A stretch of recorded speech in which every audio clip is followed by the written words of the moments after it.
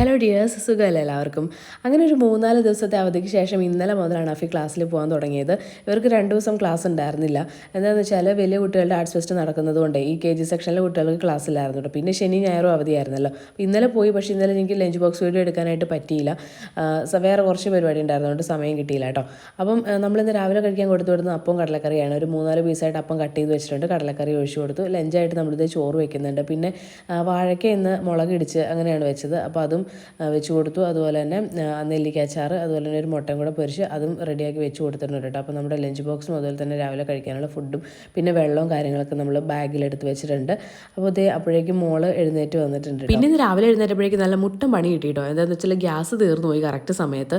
അപ്പം എല്ലാ പ്രാവശ്യം നമുക്ക് അഡീഷണൽ ഒരു കുറ്റി നിറച്ച് വെക്കുന്നതാണ്, പക്ഷേ ഈ പ്രാവശ്യം അതുണ്ടായിരുന്നില്ല. അതുകൊണ്ട് തന്നെ എല്ലാം ഈ അടുപ്പിലാണ് കുക്ക് ചെയ്തത്. അപ്പോൾ കുറേ സമയം എടുത്തു കേട്ടോ കുക്ക് ചെയ്യാൻ വേണ്ടിയിട്ട്.